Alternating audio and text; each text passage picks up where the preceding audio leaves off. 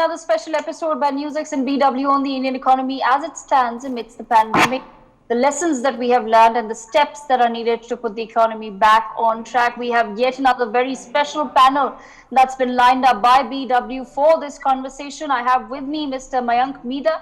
He's the founder of Gulf Toilets. Mr. Tausif Khan, he's the co-founder of Gramophone. Mr. Alok Patnia, he's the managing partner of Profit Board Ventures. Mr. Chirag Jain, founder and CEO of Get My Parking with us. And I also have with me, of course, Dr. Anurag Batra, the chairman and editor-in-chief of BW and Business World. Firstly, thank you to all of our panelists for taking our time to take this conversation forward with us. Mr. Batra, I believe both of us were quite curious about, what really are all of these wonderful ventures all about. So why don't we begin with that? Let's open up the floor to our panelists so they can tell our viewers a little bit about the work that they're doing. If we can begin with Chirag. Chirag, if you can tell us a little bit more, about Get My Parking. Thanks, Devika. Thanks, everyone. Get My Parking is a deep tech platform. We are digitizing parking globally. In our words, we say we are made in India for the world, currently working across 16 countries, providing smart parking technology to cities and to parking operators with touchless entry exits, contactless payments, and truly focusing on connecting mobility with the parking industry. And if I can ask the same to Mr. Mayank Mida as well, what really is, if you can tell us a little bit more about Gulf Toilets. Sure. Thanks, Devika. Thanks, Anurag, for having us. So Gulf Toilets are all about the clean tech and the civic tech space, working in tandem with the Swachh Bharat mission, providing smart sanitation solutions for public toilets and community toilet spaces. So in tandem with that, we are also setting up smart sanitation hubs, which provide all the water, sanitation and hygiene needs of the underserved communities. So we are present in 11 states in India and 2 other countries as well. Devika, did you note that both Chirag and Mayank said tech? I'm deep tech, I'm clean tech. So I think if you are not tech anymore, I don't think you can build a business. So go on. Alok, I'm very well aware of what you do, but for our viewers, tell us what do you do and how does it impact the economy? Thanks, Anurag. So I run a global venture which is called Tax Mantra Global. This is a global tax and advisory firm in India, US and Singapore. And we work very closely with startups for the last more than 10 years now. And considering that, we have just launched our investment banking arm, which also does investment through our venture. And this is headquartered in Singapore, which is called Profit Board Ventures.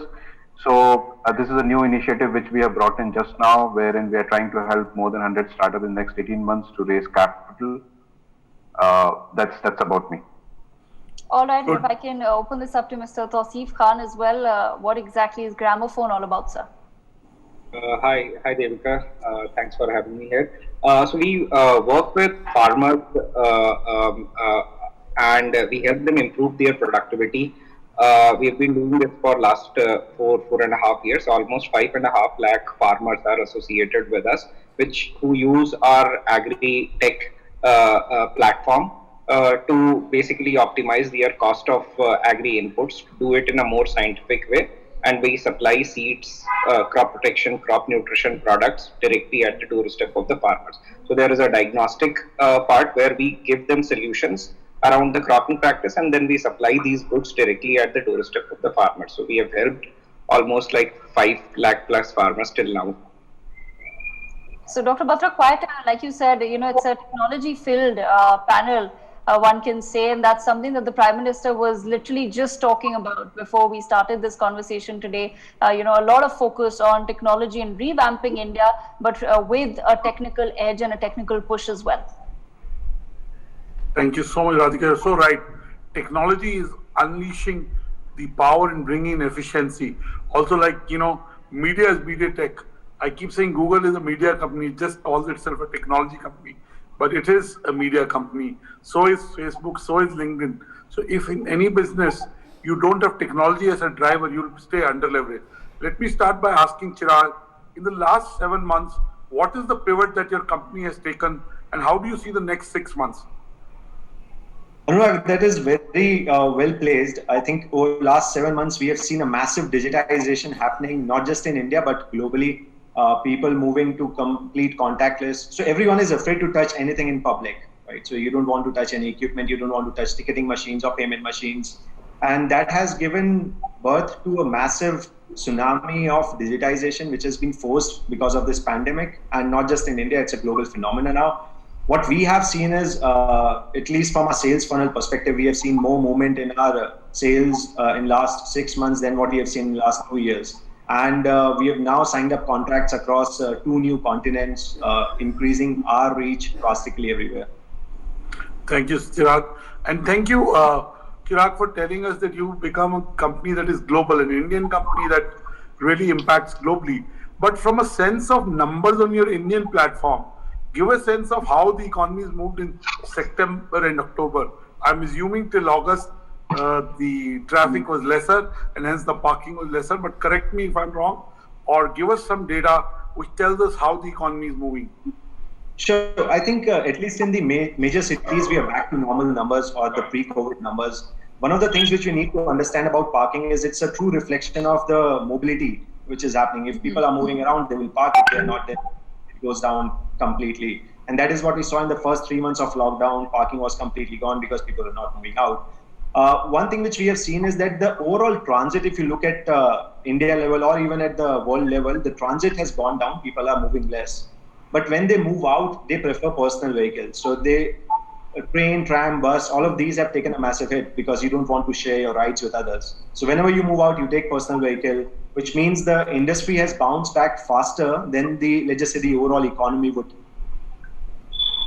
Thank you so much. Let me go to Alok. Alok, there is a real fear that in the last 7 months, the revenues of a lot of startups became lesser depending on what sector they were. Some, of course, in the technology side, I can give you some sectors that did well. Content sectors have done well. Food has done well. And all contact sectors have not done that well. So restaurants, hospitality, airlines, anything that has a face-to-face component hasn't done that well. Cinemas. But tell us, is the funding difficult? Is the funding scenario difficult? Because there is a fear that investors have also become very circumspect and they are more focused on putting money in the companies that they've already put in money. So give us a sense of what is happening in terms of early stage funding of startups. Thanks, Anurag. So I will break it down in 2 stages. The first period was when the pandemic struck and we were under the lockdown till I think to the month of July. At that point of time, investors were very apprehensive in talking to new ideas and raising capital and funding to new ideas, be it contactless or not. And they were preserving their cash for their current portfolio, and because they knew that follow-up round may be required in their portfolio. But I think starting from August, what has started happening is that the sector started opening up and investors started talking to newer ideas, but still the focus is more on low touch, focus is more on startups which use technology to automate things. Of course, EduTech has been big. About $2 billion has been invested in EduTech. But give us some trends which may not be commonly understood or known. Give us the bright spots in a gloomy investment scenario overall. Yeah, so as you rightly said, EduTech raised 2 lakh crores. We know Jio's raised 2 lakh crores. And EduTech companies have raised a lot of money. But beyond that, tell us what's happening in some of the sectors.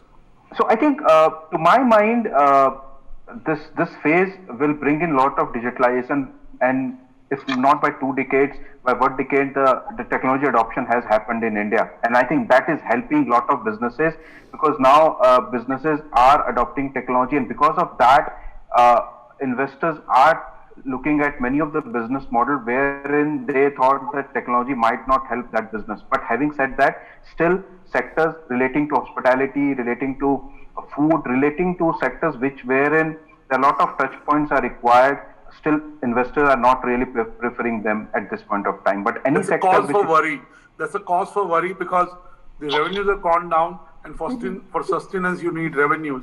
And if no funding is coming and no revenues are coming, then clearly some of those startups will need to shut down or look at alternate business models. Absolutely. Go ahead.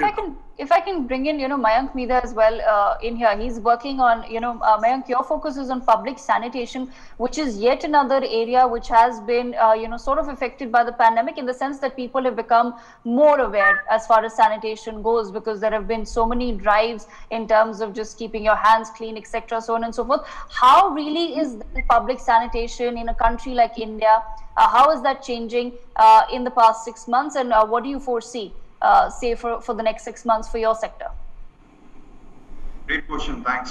So what we have seen is that, at Gov Toilet, especially when we started, we have been promoting touchless technologies, sensor-based operations, which minimizes the human interference with respect to cleaning of toilets and providing clean, safe, hygienic facilities to the users. And obviously, with this pandemic striking, so as you mentioned, the hygiene specifics have been a lot of concentration towards that. So a lot of people have been talking about, washing hands, and that is where the touchless technologies are really important. And with the fact that our toilets and facilities that are IoT enabled, we tend to get reports, and what the reports basically generate the data on the usage parameters as well, where we track how the users are using the toilets in a particular way, whether they are washing their hands or not. So these kind of aggregated data parameters are really important if we get to the ground. And as of sector, I think it is growing at a very fast pace now. We are at an all-time peak as a company, and we are seeing a lot of new inquiries coming in with respect to new quarantine centers being putting up, new isolation centers, and also a lot of smart cities adopting these new technologies as well. And Mayank, of course, there has been a lot of gloom in the past 6 months, one can see. But as you said, that your sector is growing really fast. Do you think somewhere the pandemic and COVID has provided you with an opportunity to actually switch to smart toilets, something that we have been discussing in our country for a very long time, but there just hasn't been that push? That push that one needed, that, okay, no, the situation has now arisen that we have to go ahead and we have to build smart toilets for everybody across the board. And then just to build on Devika's question, what are smart toilets? For example, if you go to the India International Center or the India Arcade Center, they're waterless toilets, urinals. So they save water, and water is a big issue. So tell us, for our viewers, what are smart toilets? So essentially, it is a toilet which is tech enabled. So we have been around for 6 years now, and we always thought that we were ahead of the times as such, especially in a developing economy like India. And what we've been promoting is, as I mentioned, a touchless technology which is enabled with IoT platform, where we are able to track whether the toilets are functional or not, because hygiene, maintenance, and are big issues with respect to public toilets. And that is what we have been tracking with respect to public toilets, that whether the toilets are being maintained or not. So if there's any maintenance issue with the toilet, we get to know on our IoT platform. And also with the usage parameters, as I mentioned, in terms of tracking user hygiene, especially in the underserved areas where hygiene is not a priority. So that is where it becomes important for us to track in real time that how the users are using toilets, what kind of water is being used, what is the amount of water that is being recycled, and also to provide a safe, safe disposal of on-site disposal of waste as well. So in a way, it is a self-sustainable, solution that is provided on-site in the most underserved communities. Thank you so much. I think our Prime Minister has been talking about cleanliness and Swachh India. Finally, Devika, it's funny, not only for digital transformation, for some of the basic things, COVID has acted as the chief transformation officer or the chief digital officer. Let me bring in Tausif here. Let me ask you that when you talk of your impact, how do you measure impact of what you do? Right now, if we look at agriculture over the last 3-4 decades, we from being a food deficient nation, we became a food sufficient nation. Today, that's not a problem. From now onwards, it's more optimization, where the resources are fixed. Now you need to produce more from the same resources because of increasing population, because of so many other things. And the quality of the food also has to increase in terms of.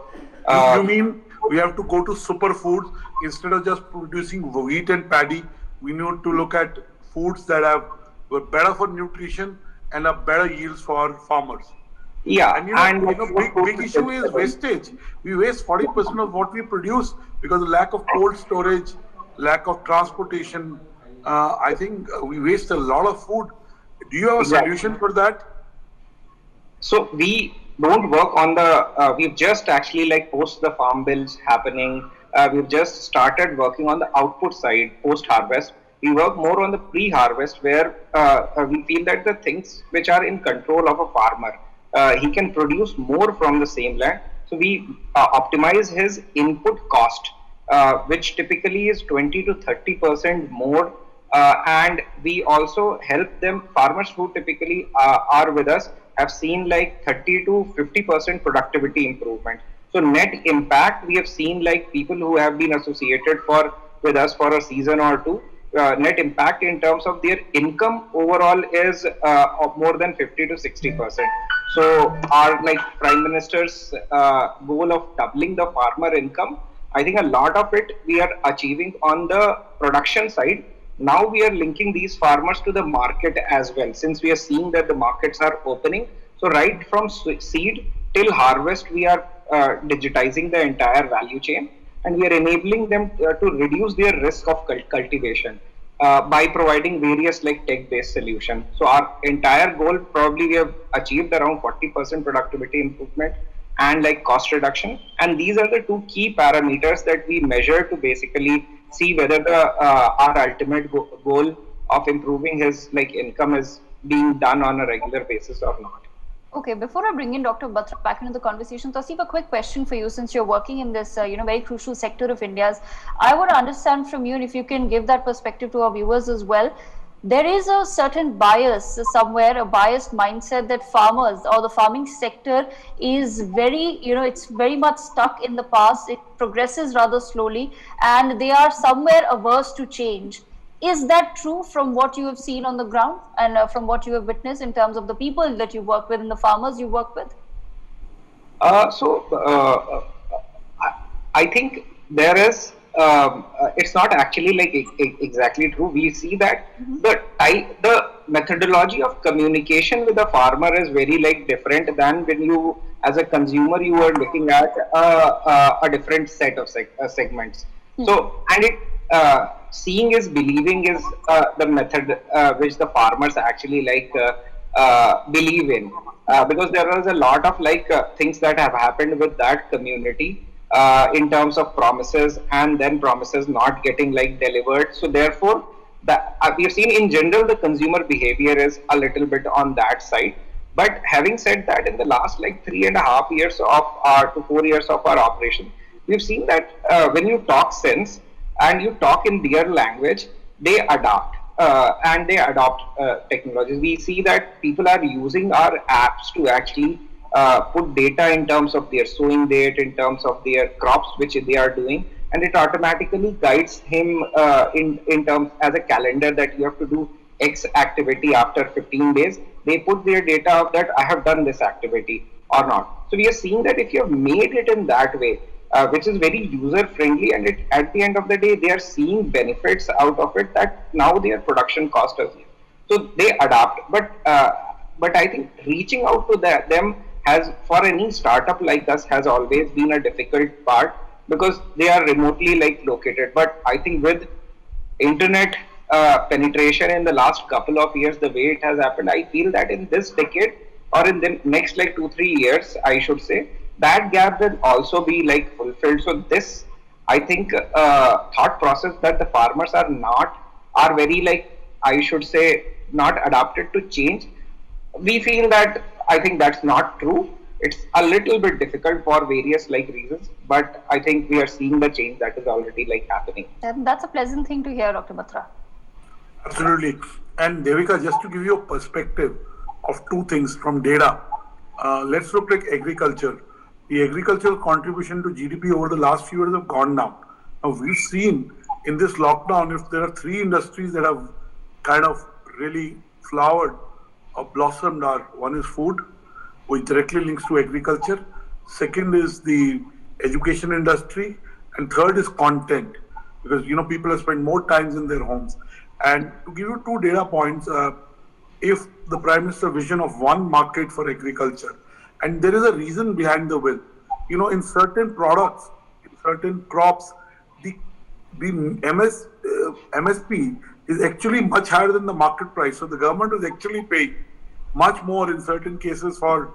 So the government realized that, and with government's coffers having pressure, government did away with that. Now government still has the option to buy, not on MSP. So that's a good. Second is, Mayank and Chirag talked about adoption of technology. Let's take e-commerce. Let's take US, which is the most advanced e-commerce market in the world. From 2000 to 2020 Feb, it was 16% of the overall retailing. From March 2020 to September in 2020, that grew by another 10%. So 0 to 16 in 20 years, and from 16 to 26% in 7 months or 6.5 months. So the growth in terms of e-commerce is accelerating. Now, when you talk about common marketplace, sometimes while there are e-mandis, I think farmers, as our colleagues rightly said, like to see the results. They like to touch and feel. I think they will get more and more used to technology as they go along, and that will grow the GDP in terms of go-to market. When they produce, they can put it on e-auctions, and they can put on marketplaces. And the Prime Minister has a vision of from farm to folk. That will happen at some stage. He has sowed the seeds of it now.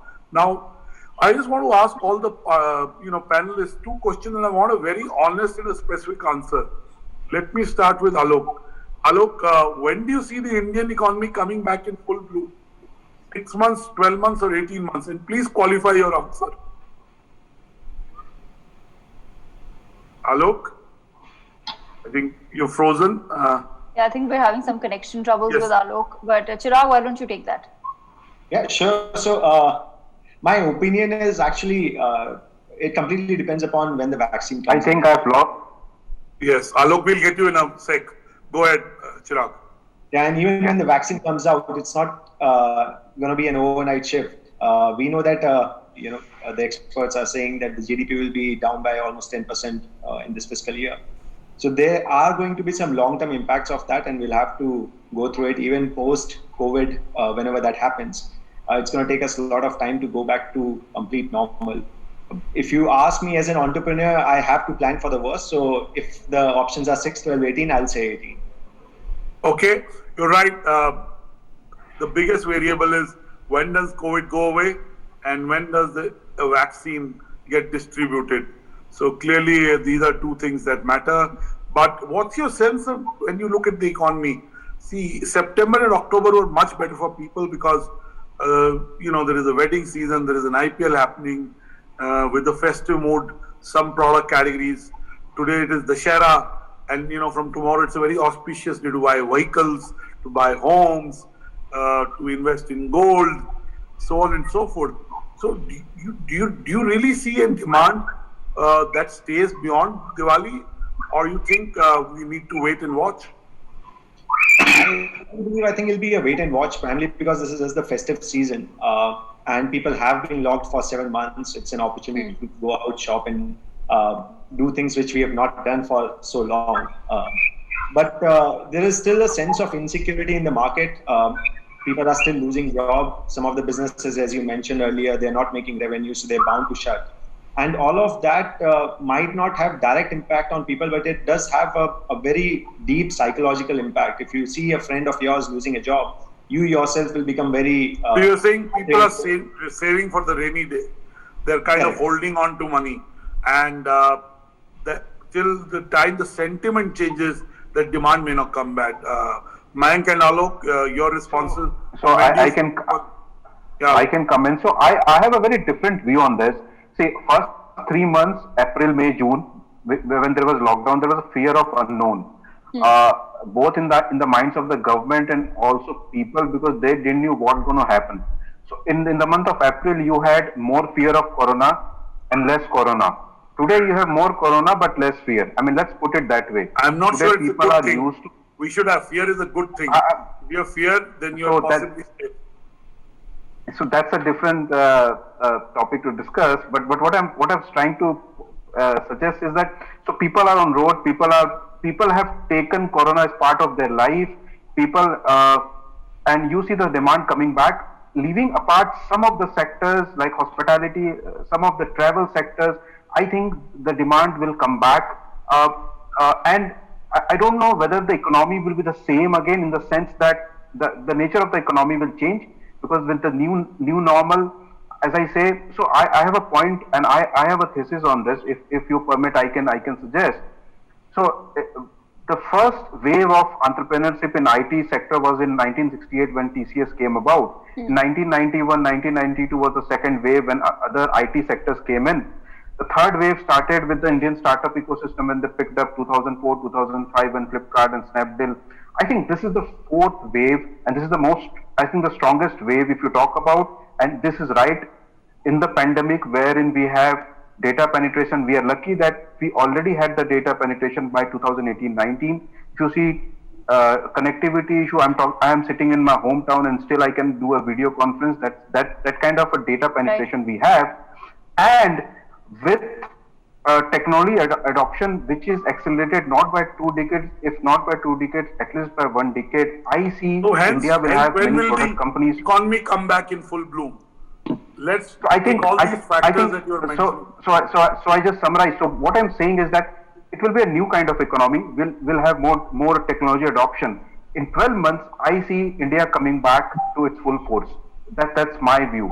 There may be some sectors which, if they cannot adopt technology, they might suffer. But Alok, I want to say that we degrew in the first quarter by 24%. The IMF last week has said that we will be doing 3% growth. So if IMF is saying that, clearly things are not hunky-dory. But it depends a lot on what the government does. I expect another stimulus very soon from the government. It may be sectoral in nature. Second is the public spending by the government. The more the government spends, it will build confidence and change the sentiment. Mayank, in how much time the economy will be back in full bloom, and why do you say that?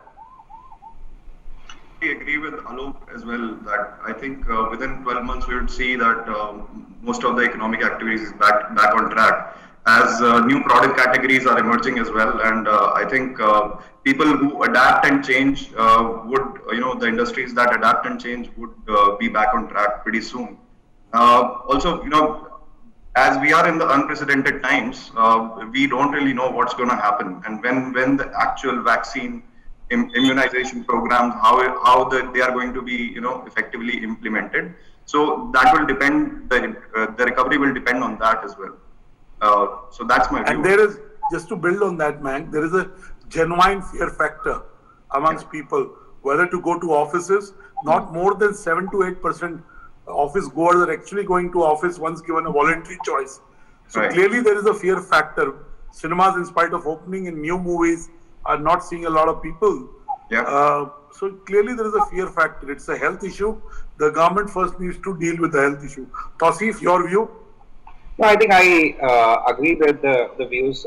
So there is a lot of psychological impact on people, which you were rightly saying that the cinema halls are open, but whether people are going or not going. So until and unless that, so this is not an economic downturn because of some financial or other activities which have happened. This is an economic downturn because of a health hazard or a health issue, which I think everybody is concerned of. So I feel until unless there is a movement in terms of positive sentiments around when the vaccine or the other things are coming up, I think that will have a big major impact, because people are little afraid still.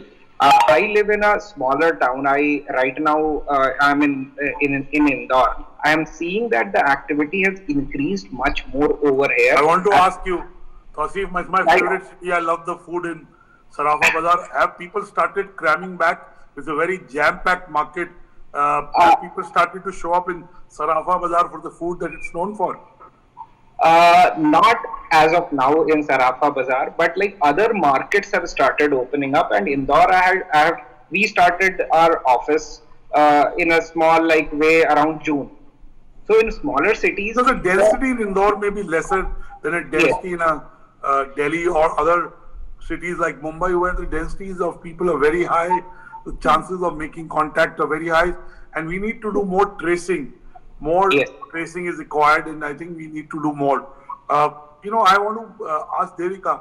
Devika, if you were given a choice to work out of home and do your show out of the studio, what would you choose? If you had a absolute, it doesn't make a difference, what would you do? I'm sure you miss the office. All of us do. Right. Yeah, that's a pertinent question, because right now also, I am anchoring from home because of the health concerns. But I would like to, suggest here that a lot of people have actually come out and they have realized that except for a few tasks, a lot could actually have been done from home from the very beginning itself. And that's the reason why Microsoft has gone ahead and they've given, free hand to their employees, that most of you can now work from home, because they've realized this pandemic has made so many sectors realize that you don't physically need people to be around each other. Go ahead and, produce a good But product. Devika, I can, for the sake, not just for the sake of being contrarian, but I believe in it, that the more digital grows, the more virtual grows, our fondness for human connection, for face-to-face conversation, for touch and feel grow. So that's my view. Second is that whatever we are doing, Devika, right now, it is out of compulsion. It's not out of choice. Right. Once there is a vaccine and COVID, we'll see what sticks, what doesn't. But one thing is very clear, Devika. An interview, we don't need to fly down somebody from Bombay to Delhi. We can do most of it on a VC, and clearly work from anywhere will become a norm. I don't call it work from home, work from anywhere. From a lounge, from home, Absolutely. from a hotel, from an office. And offices will have to become a place where people come to just connect, not necessarily to work. And work can happen from anywhere. At this point, let me ask all the panelists, what is your one lockdown lesson that you got in this period of 7 months that has changed your wiring in some way and will help you perform better as an entrepreneur? Let me start with Tausif this time. Yeah, I think for me, one important lesson was, so we were already actually working in a scenario where every operation was remote. So we don't meet a lot of our employees for 3 months, 4 months. So for us, that part was already the same. We had built technologies. I think this I'll take it more on a human front. We were so much engrossed in running our startups that somewhere I think the touch with a lot of people was taken away. So I think this time of living with your family, friends and all, that revived a lot of things for at least particularly me. I'm not talking on the business front, because I think that everybody... We all travel less. Yes. In my organization, hierarchies have been broken. I communicate with everyone. I've discovered new talent. So Yeah. I agree with you that we have spent more time with family, with friends, and focus. I think for me, the biggest change in the last 7 months is focus. But I want one philosophical reflection. For example, let me tell you mine. One is never say never. I mean, I don't, maybe I'll grow hair. Who knows? I'll have as long hair as Devika. But on a very serious note, less is more. Never say never. For example, in entrepreneurship, for the first time, costs have to be lesser than revenues. Gone are the days of GMVs and valuations and chasing market share and throwing good money after bad money. So what's your one realization when it comes to a philosophical wiring in business? So I think I'll take the last part. I had being an entrepreneur and being a type of personality, I would always go for a very lofty goals. So and in that sense, you mentioned that revenues are the goal. And let me define lofty goals. A very wise person told me many years back, but I remembered it now. He said, work like a Marwadi. If you're running a business, look at how much money you make in the day. Galle mein kitne paise aaye. So, we all were building institutions, valuations. But what matters is cash flows. Cash flows is king. How much money? Unit economics matters for the first time. profitability matters. And we stopped using the word unicorn. We call them proficons now. So clearly you're right that we need to achieve so small goals, look at unit economics before we can have bigger goals. We can continue to dream, but Absolutely. small targets become important. Alok, your top I think lockdown.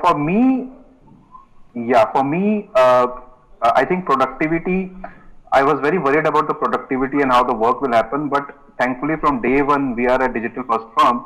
So my lesson, which the number one lesson which I learned was that even if people are not there in office, the productivity can still be there and we can work. And I think I again have a contrarian viewpoint, Alok, and I must interject.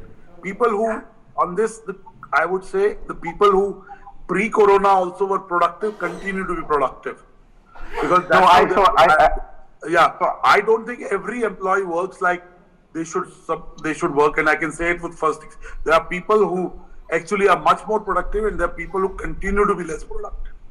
So I was coming to that. So there are people who became more productive because they enjoy flexibility, but then are people who want a physical space, who want to meet people, and they, after a point of time, they want to come to office. So what we realized as a company that we may have a double an alternative system wherein people may want to come, they can come. So we brought in that policy already. That is one part. The second part is in terms of and the second part is in terms of profitability. So I think I started seeing startups talking about cash flows and profitabilities and growth. Even investors are talking about that. Investors are investors are not really ready about investing on ideas. They want to see traction. They want to see profitability. Then they want to see monetization of idea. I think that is very, very critical. And because of that, I personally feel that in this 7 months which we have seen and gone through, we will have more matured and great entrepreneurs coming out of this pandemic. I fully agree with you. I personally feel fully agree with you. And hopefully that will happen. Mayank, why don't you take that? Yeah, so I think so as entrepreneurs, we are always very optimistic, and that is one of the traits that I've always imbibed. I am an ever optimistic person, and right before Corona struck here in India, the lockdown, we were about to touch our highest numbers in terms of users, in terms of the projects being executed. We were very bullish at that point of time, and it was kind of a setback for us, the lockdown. But eventually, what happened that one of the segments that we work in, the CSR funds, kind of dried up. They diverted to the COVID relief and PM cares. But eventually what happened is that because we remained agile, we remained innovative, we introduced new features like UV sanitization inside the toilets, which is automated UV sanitization. It became a hot seller product for us because a lot of isolation centers, quarantine centers, and the public spaces were picking that product up. So in the last 3 months, we've installed more than 150 of those toilets in different states in India. So I think that is... Mayank, you're saying necessity is the mother of invention. You did innovation and you focused on, all of us are focused on delivering now rather than saying it'll be profitable. That I think that's the most important lesson I have learned. And entrepreneurs have to be optimistic. They have to believe the future and make it happen. Just belief doesn't work, and hope is not a plan. Let me bring Chirag in for the final word on what are your top lockdown lessons. I think, Anurag, it is very important for us to build fundamentally very, very strong businesses. Thankfully for us, we just turned profitable last year, and we are now continuing on the same trend. Last year it would be a good thing to be a profit venture.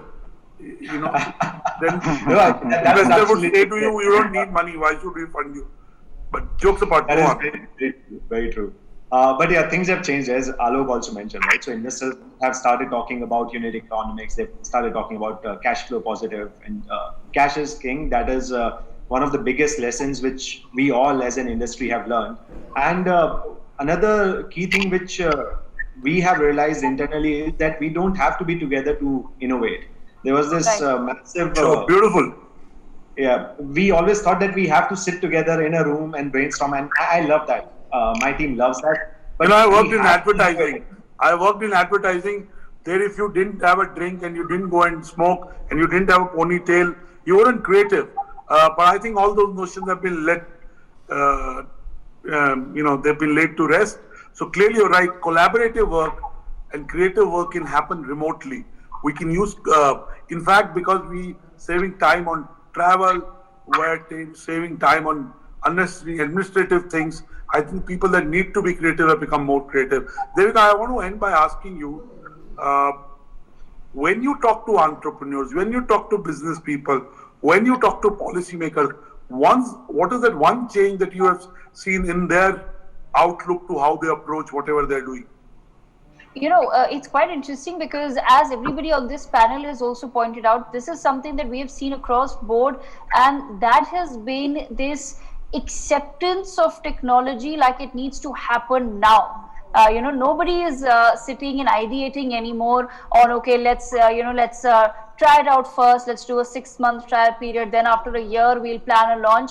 Everybody is thinking of innovating and integrating technology, and they're thinking about doing it now and giving it out to the public as soon as possible. And that's, I think, one of the best things that could have perhaps come out of this, unfortunate pandemic situation that all of us find ourselves in. But we've completely run out of time. I just have 1 last minute left. I'm going to quickly open this up to the panelists, 10 seconds to each, starting with Chirag. Chirag, what's a practical issue that you continue to face, if you can just tell us?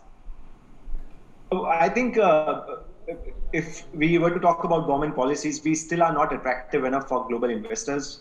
There's a lot more work which we need to do.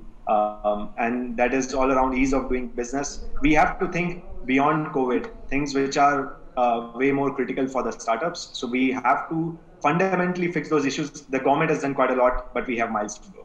Okay, all right. Mayank? Yeah, so I think essentially for us, it has been one of the issues because we work with a lot of government bodies, a lot of PSUs, and essentially the cash flows and the payment delay matters are a lot of problems that we face day in and day out. And I guess at the point like this, it becomes all the more important for the government to support industries, supporting the government to resolve some of the basic issues in the society, to let them categorize as the priority sector and, ease out the lending and ease out the cash flows for the startups and the MSMEs there. Right, absolutely. Alok? I will give you one very specific thing. The government should exempt capital gains for startups. That will bring in a lot of fund from outside. It's been a long-standing demand from the startup sector. And if I want to add one more thing, one big impact which you will see is that you will see many entrepreneurs. I think we lost. Yes, we lost Alok there, but I think he sort of made his point. Tausif, why don't you take the last word and then we'll wrap up this very insightful conversation that we've had. I'll talk more from the agriculture perspective. I think a lot has happened in agri reforms as well in the last a month and a half. From there, I would just want more clarity on the farm bills from a implementation standpoint of view.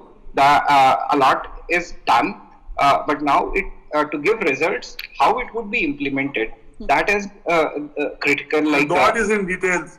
God is in details, Tausif.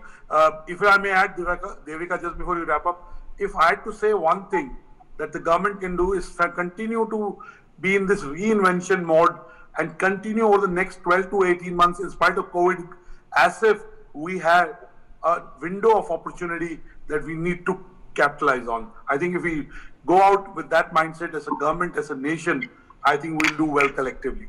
Well, absolutely. And thank you for summing it up so beautifully, Dr. Batra. And I thank all of our panelists for joining us and taking us through the very interesting ventures that they are leading and some of the critical problems that they're facing, some of the critical loopholes that we now need to come together as a society and as an economy to fix so that India can continue to be the innovation hub that it is now, watching itself transform amidst this pandemic situation. Once again, thank you to all of our panelists. Thank you, Dr. Batra, for joining us. And thank you, viewers, for tuning in to this brought to you by BW and NewsX. For more such videos, subscribe to the NewsX YouTube channel, hit the bell icon.